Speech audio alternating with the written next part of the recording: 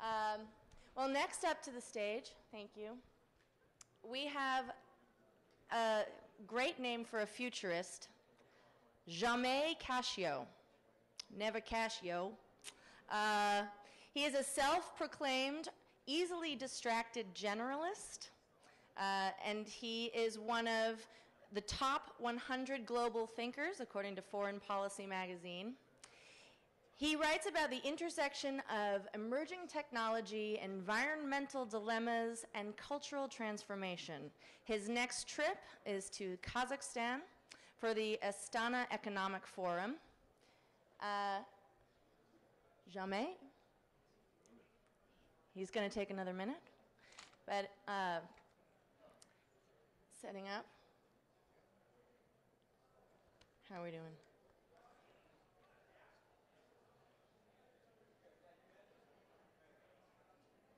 This should prove fun. Are we ready? Jamais, everyone please a warm welcome. Thank you. Thank you very much. Thank you for having me here. As I think was mentioned, Simone has been bugging me for the past few years. Simona's been bugging me for the past few years to show up to this, and I finally have submitted to her wiles. Peak humanities has nothing to do with peak oil. My interests when I think about and write about and talk about the future have to do in part with the environment, in part with technology, but really about how does human culture, how does human society deal with these kinds of massive changes. So as I was thinking about what I wanted to talk about today, I want to talk about politics, I want to talk about the unfortunate habit that we seem to run into fairly often of people with a focus on technology embracing the underwear gnomes model for change of, big change happens, question mark, profit. Something happens and we don't know what happens in the middle, and then suddenly the world is transformed forever and ever, amen. I like to try to avoid that. So what I want to end up deciding to talk about was something that I wrote about a couple of years ago. There we go. So I'm sure you guys are all familiar with that concept of the Uncanny Valley. Uncanny Valley, for those of you who aren't familiar, the 0.02% of you aren't familiar with it, is the concept that as our models of artificial humans, whether it be the animations of robots or whatever, become more and more human-like, they become more appealing until they get to a weird point where suddenly they become, very quickly, they become creepy. They become something that makes us uncomfortable rather than something we find appealing. The kind of canonical example of that is the Tom Hanks animation from Polar Express a few years ago, although I found a better one recently.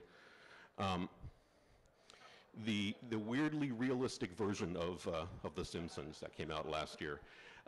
Basically, we look at these things and they look almost right, and because they look almost right, they end up looking very disturbing. So I got to thinking, this is a couple of years ago, got to thinking, well, we're talking about all sorts of really big changes to the world, changes to our technologies, changes to our biologies, that will inevitably cause external physiological changes, behavioral changes, and perhaps there's a parallel uncanny valley on the other side. An uncanny valley as the humans, post-humans, transhumans become more advanced, more sophisticated, more complex and bizarre, there's that same kind of drop in familiarity, drop in empathy that we'd have for them. And that struck me as actually a kind of an important idea, because as these technologies hit us, and they're hitting us already, the question then becomes, are we going to suddenly find ourselves not just bothered by people who've adopted these kinds of technologies, but actually repulsed by, disgusted by? Now, there's some interesting theories as to why this uncanny valley effect happens, and there's really not a lot of good academic study of it. It's more of it's folk wisdom, but it's still pretty reliable. And one of the interesting ideas that I've seen around why people have this kind of weird response, creepy response to things that aren't quite right, is around microexpressions. The rapid microscopic changes to our facial expressions that we have evolved to be able to read, even if we don't do it consciously. And the animations the robots, the guy in Japan who makes the robots that look like himself. They aren't quite right because they don't have those kinds of expressions. Well, imagine then a world where people have an accelerated brain and their microexpressions are now weird and different. And we don't know why. They look normal, but we look at them and they just feel creepy and weird. So that's one interesting scenario. I'm calling it peak humanity. That is, we're at a point where our evolution, our self-driven evolution has hit a point where this is the maximum we get for being human, and everything past that starts to get weird. And so this is what I wrote about a couple years ago, and I thought, okay, this is kind of interesting. But as I began to think about it, I said, well, we already are having examples of people who have adaptations, technological adaptations, that make them different and weird, and we don't have that kind of, ooh, that's creepy response. In fact, in some cases, it looks kind of cool. I love the strappy heels on the woman dancing in the top picture. This is, so maybe this, is this concept of peak humanity, concept of a second Uncanny Valley, is that plausible? But then I discovered a website a little while ago called Human Upgrades. How many of you have ever seen this website? It's from Europe. It's basically somebody imagines a world where you can make deep changes to human biology. Most of them have to do with sex, but a couple of them are more based on sport. And these really struck me as a nice example of when we start to plummet down into that second valley. It looks almost right, but when you look at it closely, you realize, oh, that's just weird. That's just weird and kind of creepy. So this second model, is the gradual slope, where you have some mild changes that we actually are okay with. We don't really get upset by. We don't find creepy and disturbing. And then when they hit really hard. So, okay, here's the second scenario. So we have these technologies that are hitting us fairly soon. They're hitting us already in many respects. And the time that we have to adapt to them is actually pretty reasonable. We have a social window to adapt our culture, to adapt our norms, to get used to having people around us who are a little different. But I got to thinking, that's not the only story out there. As we think about these kinds of technologies, and there are all sorts of ways that what the gentleman a couple speakers ago was talking about, how these interweave. You also have this scenario. Down at the Rapture with George. I cannot find the original source of this picture. I've had this picture around for a couple of years. If anybody knows the original source of this picture, I would love to find out. But yes, the singularity, this notion that we will have major transformative, utterly transformative changes to ourselves and our world and our persons and our bodies and our minds forever and ever, amen. And that, the language that gets used around singularities is often, yes, using the rapture language is a bit of a bit of snark, but at the same time, it's because very often the language used around singularitarianism has this kind of not just apocalyptic quality, but religious quality. People talk about weakly godlike AI. They talk about godlike AI.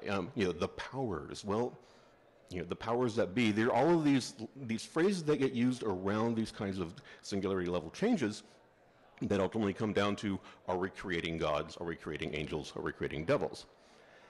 And as the kinds of technologies around bioengineering ramp up along with this kind of stuff, we have seen plenty of examples of stories being told, science fiction and otherwise, of the emergence of changed humans that are above and beyond what we would imagine to be biologically possible. Essentially, a world of angels and devils, where yes, we have the mild transhuman gradual slope, then we have the deep valley of the things that are just really weird and creepy, but as that technology continues to evolve, as the concepts continue to get more sophisticated, suddenly there's this spike, and in some cases, what emerges is actually even more appealing than humans. How many of you ever saw the TV series Babylon 5? I suspect a good portion of you. Well, one of the storylines, and it's been off the air for a few years, so spoilers don't count. One of the storylines is that one of the alien races was visiting different species around the galaxy, and the appearance that it took was that got turned into the concept of an angel or similar kind of being across these different species. This notion that there are deep psychological elements in our minds that can be played with to create beings that have an appearance, that have a role in our society akin to or believed to be something like an angel, that actually strikes me as kind of plausible. That as these technologies become more sophisticated, including the technologies of understanding what's going on in our brains, including the understandings of what's happening with the neurophysiology that makes us believe weird things, it's extremely likely that we'll end up in a world where you have the kinds of technologies that allow us to create versions of ourselves that appear to be greater than human, not just post-human, but beyond human. And at the same time, the same kinds of technologies would allow us to create beings that are so beyond horrific, they essentially stun us with horror. They are beyond what we can imagine to be plausible. And that struck me as actually kind of that could happen down the road.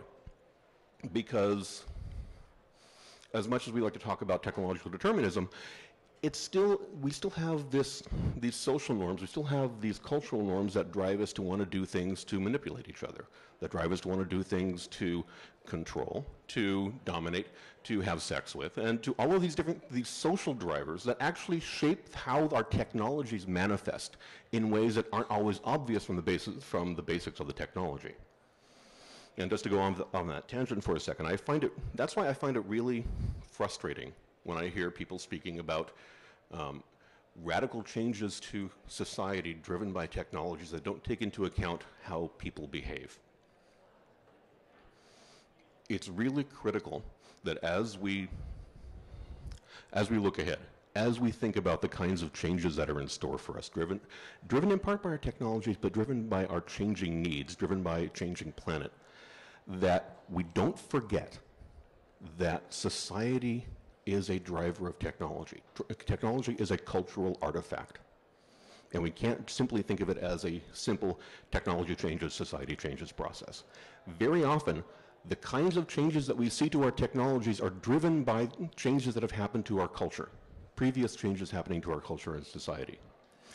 Very often, the choices that we make with our technologies, what we decide to do and what not to do, what we decide to be acceptable and what's not acceptable, these are driven by our social values. These are driven by our cultural values. And we really can't let ourselves, especially in an audience like this, we really can't let ourselves slip into the lazy response of that underwear gnomes, that technological determinist model that says the things happen, the technology changes, and that's it for us, because we have no control. It's all driven by the bits. It's driven by a universal version of Moore's law, or whatever. And this is why it's important. How many of you recognize the face in the middle of the top row? Handful of you, maybe? How about if I say the name Louise Brown? The first test tube baby back in 1977, 78. I don't know how many of you were around back then or were paying attention to things back then, but if you look back at the news reports that were taking place around the appearance of Louise Brown, basically we call it in vitro fertilization these days, and half of you probably know somebody who's used it or maybe even a result of it now. But back then it was a test tube baby, and people as serious as Francis Crick were saying this is going to lead to the end of humanity.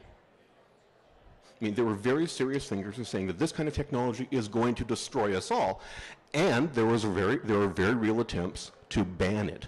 In fact, there continue to be attempts to ban in vitro fertilization. The point is that we are very quickly starting to adopt a range of technologies that allow us to change in fundamental ways how the human body works and how the human body reproduces. We are on the verge of transforming our society through technology in a way that could very easily turn into a world where people who look kind of creepy, who act kind of creepy, who are just weird in some way, these become people that we oppress. There was a book that came out a couple of years ago, or more than a couple of years ago, Francis Fukuyama's Our Post-Human Future. How many of you have read that or are familiar with that? Francis Fukuyama is a relatively conservative academic. He was the guy that came up with the concept of the end of history back in the late 80s. Basically arguing that as these kinds of technologies emerge, as these kinds of technologies develop, the people who have the enhanced abilities will try to take over. What I'm suggesting here is that he had it completely backwards. That as these technologies emerge, because they have the potential to make us feel like there's something wrong with these people, especially if we couple that to a fear that they may be able to do more than us, they may be able to be more powerful than us because of these changes, I think it's extremely likely that we can find ourselves in a world where the Blade Runner, which is the guy on the right in the lower level, it's Oscar Pistorius, South African sprinter, born with a disease that basically meant that he had to have his lower legs amputated right after birth. He's now an Olympic-class sprinter, will be competing in the 2012 Olympics. Probably not going to win this time around. But as this kind of technology improves, it's entirely plausible that he could be on the gold medal stand at the next Olympics. And as we start to feel like, wow, these people who have more than us because of biology, because of technology, they are better in a way that we don't like. They're better in a way that we can't control. They make us feel bad. It's entirely possible that this ends up being a political issue, a social issue, a moral issue, and not one about, oh, those posthumans are going to control us all or kill us all. It's the things that we create. Are we willing to live with, are we willing to understand and accept the results of our changes? And thank you very much.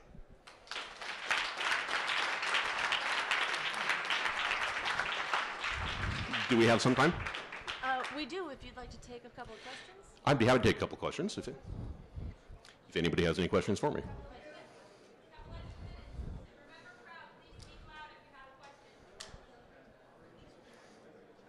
Okay, back there, yes. If there is a second Uncanny Valley, Yes. and if the existence of that Uncanny Valley is predisposed to us genetically, would we not see a reflection of that in chimpanzees' reaction to humans? So the question is, if there is a second Uncanny Valley around this kind of evolved changes to behavior, would we not see something similar to that with chimpanzees? I suspect that the difference between chimpanzees and Homo sapiens is sufficiently broad that a better analogy would have been, a better question would be, would we have seen that with Homo sapiens neanderthalis or with Homo erectus? And that's a good question, and it would be well worth examining. We can't dig up and question Homo erectus, but we can think about, well, what are the behaviors that we see in chimpanzees? Is there that kind of reaction? Like I said, the whole notion of the Uncanny Valley, there isn't really any good academic study of it. It's folk wisdom, but I think it's very interesting and illustrative folk wisdom. Any other questions out there? Back there?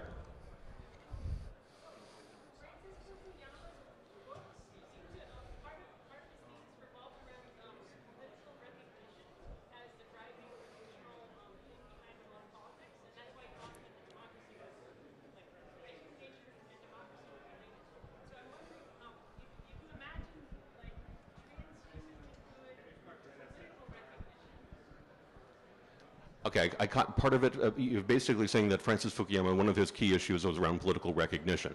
And so, I'm sorry, what were you asking then?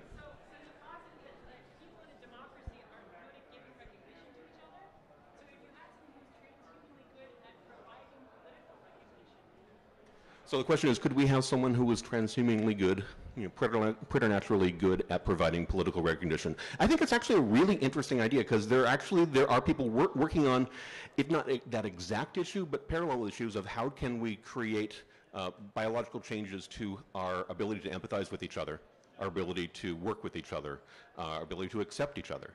And so whether or not we'd call that a transhuman version of political recognition, certainly there is a scenario in which one of the big waves of human bioengineering ends up being around making us better able to live with each other. And I think that's my time. Thank you very much. Thank you so much. Thank you, Jamais. Nice hand for him.